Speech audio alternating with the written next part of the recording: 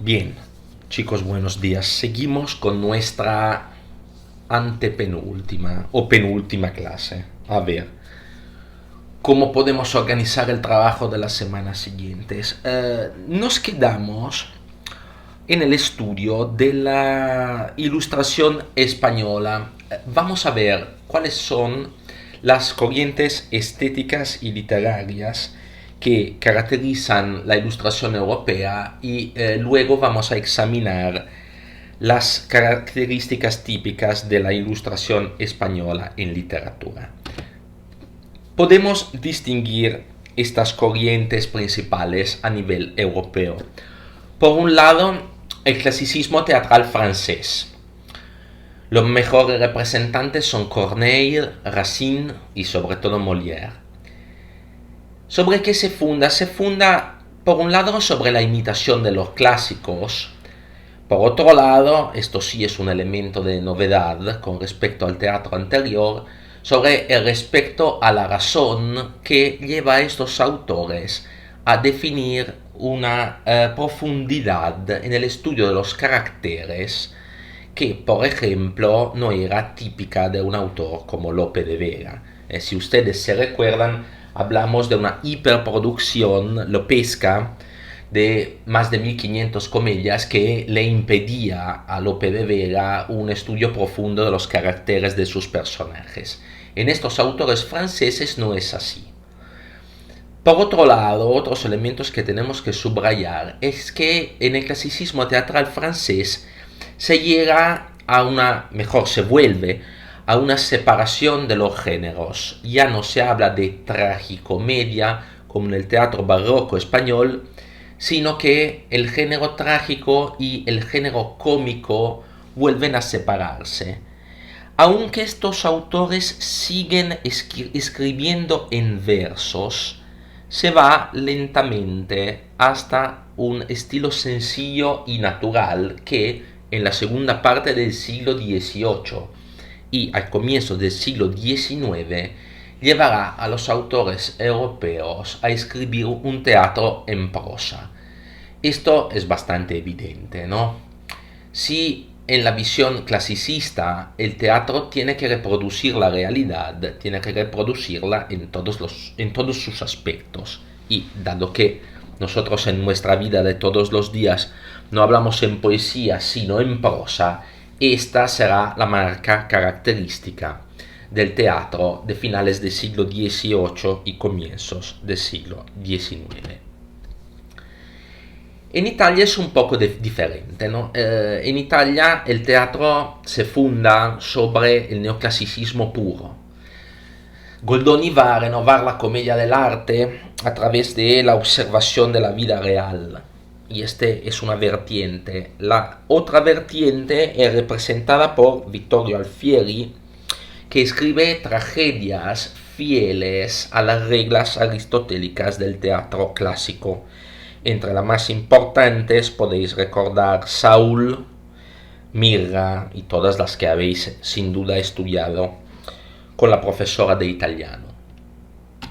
La última fase de la evolución de las corrientes artísticas y literarias europeas es la fase prerromántica.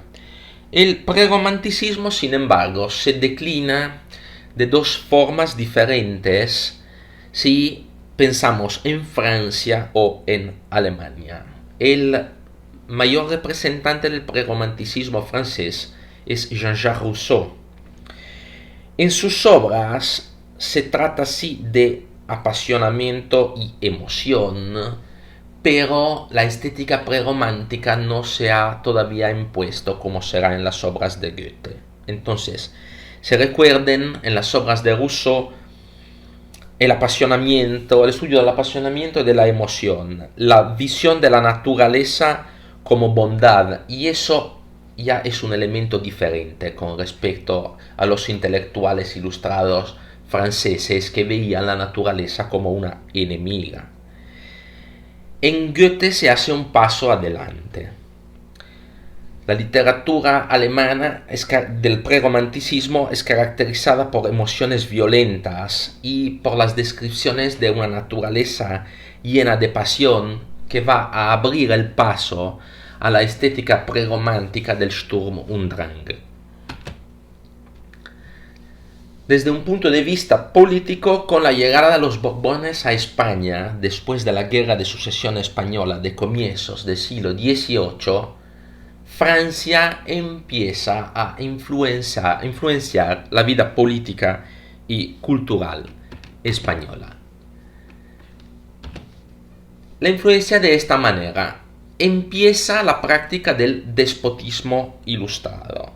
Despotismo ilustrado implica también una política centralista. La figura del rey es la figura dominante, es decir, la nobleza va perdiendo poder político y la monarquía empieza a colaborar con los intelectuales ilustrados que proponen reformas legales y reformas políticas para modernizar la sociedad y el Estado. Hay un lema que caracteriza a todos los déspotas ilustrados de Europa y sobre todo en España, esto ya lo sabéis, el reinado de Carlos III, que es todo para el pueblo, pero sin el pueblo. Para la monarquía, lo importante para modernizar el Estado es aumentar el nivel de instrucción del pueblo. Y en esta visión se coloca la reforma de la Universidad de Carlos III, de la que ya hablamos en nuestra clase de historia. La vamos a resumir rápidamente. Carlos III hizo que las universidades abandonaran la escolástica, es decir, la filosofía de Aristóteles, reelaborada por Santo Tomás en la Edad Media, para fundar la universidad sobre la filosofía cartesiana. Entre las demás reformas de Carlos III podéis recordar la abolición del derecho de la mesta, que hizo que la agricultura española se pudiera racionalizar, y la expulsión de la Compañía de Jesús, de los jesuitas. Haciendo un paso atrás, se recuerden, por favor, que bajo el reinado de Felipe V, entonces al comienzos del siglo XVIII, se fundaron dos grandes instituciones culturales que siguen marcando hoy en día también la vida de España, que son la Biblioteca Nacional, fundada en el año 1712, y la Real Academia Española, fundada en el 1713. Para quien de vosotros ha estado en Madrid, la Biblioteca Nacional es aquel enorme palacio neoclásico que está en la Plaza Colón, entre Plaza Colón y el Paseo de Recoletos. Esta es la Biblioteca Nacional. Hay una grande bandera de España a la que habitualmente se sacan fotografías, ¿no?, cuando se va en Madrid. Mientras que la Real Academia Española es albergada en un pequeño edificio cerca del Museo del Prado. En España, la cultura es marcada por tres movimientos sucesivos que van a marcar el tránsito entre el barroco y el romanticismo. El primero es el postbarroquismo. Es un movimiento esencialmente teatral. Marca la primera mitad del siglo XVIII y es fundamentalmente una prolongación de la estética y de los valores del teatro barroco. Se siguen representando en este periodo las obras de los tres grandes autores del siglo XVII. Entonces, obras de Lope de Vega, de Tirso de Molina y de Calderón de la Barca se siguen representando y siguen atrayendo público, sobre todo en la ciudad de Madrid. A estas se añaden obras nuevas de corte postbarroco, es decir, obras que retoman la estética y los valores del teatro barroco, pero van a carecer de originalidad, a pesar de tener un gran éxito de público. La segunda fase es la fase neoclásica. En la fase neoclásica se introducen nuevas normas artísticas y estéticas bien codificadas. La obra de referencia es la publicación de la Poética de Lausanne en el año 1737, que es fundada sobre los dictámenes de l'Art Poétique de Boileau, publicada en Francia unos 20 años antes. El contenido es el contenido de la estética neoclásica, que sin duda habéis estudiado también en Historia del Arte. Se promueven los dictámenes de la razón. Los máximos representantes del neoclasicismo español son Jovellanos y Cadalso en la ensayística y Fernández de Moratín en la prosa teatral. Fernández de Moratín es el único gran autor de teatro del siglo XVIII, a pesar de que su obra principal es publicada a comienzos del siglo XIX, y la vamos a ver en una videoclase siguiente, en la última videoclase de este año, y es el autor que marca en España el regreso a la prosa en la práctica teatral. Última corriente que en España no es muy presente, es una corriente que está presente sobre todo en Inglaterra y en Alemania, pero en España tiene una obra de referencia, que son Las noches lúgubres de Cadalso, es el preromanticismo. Es una reacción muy fuerte contra la extrema racionalidad del neoclasicismo, que no permitía la expresión de las emociones. Es una obra que afecta sobre todo el género literario de la poesía, como podéis imaginar.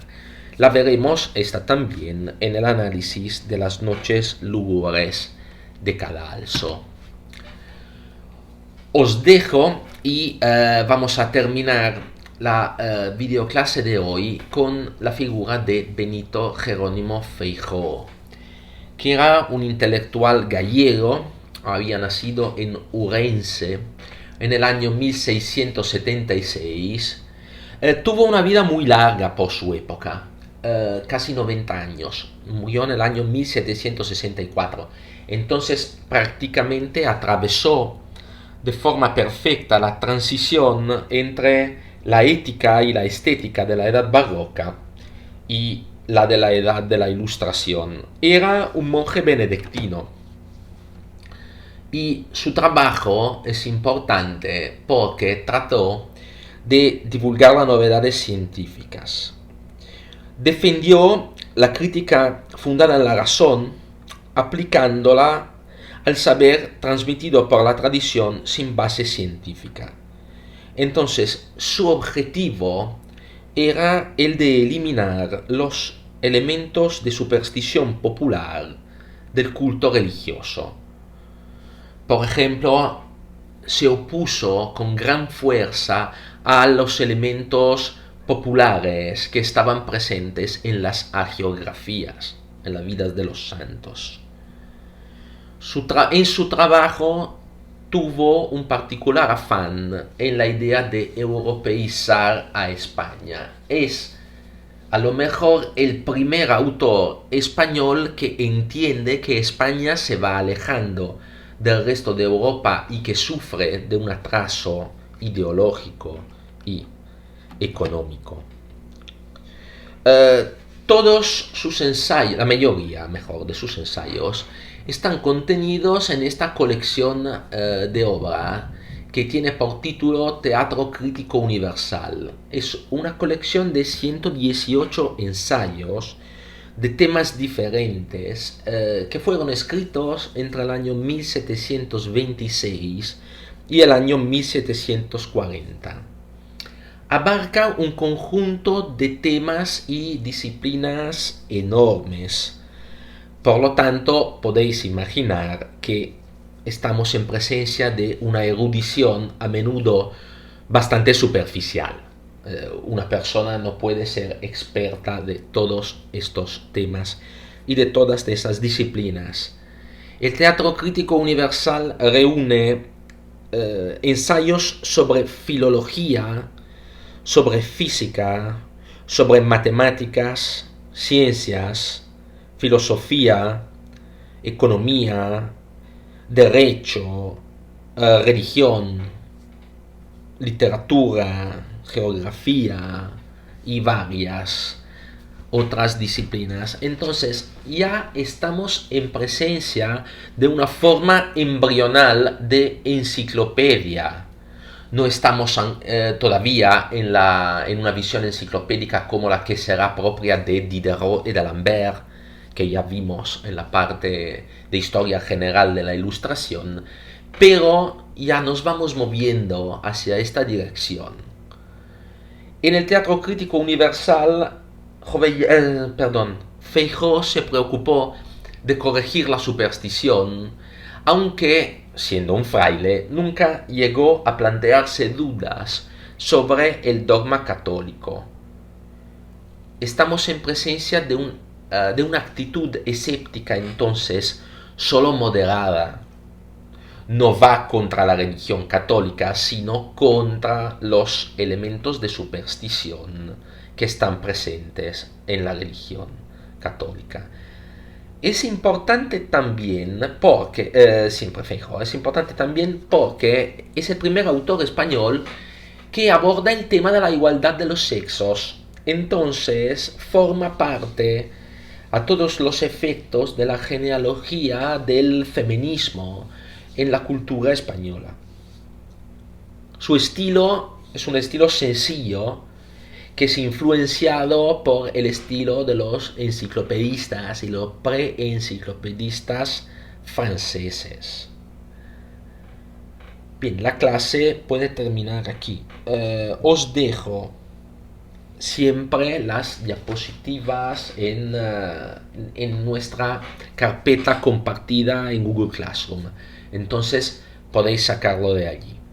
La semana que viene hablaremos de los dos principales autores de la Ilustración española, que son Cadalso y Jovellanos.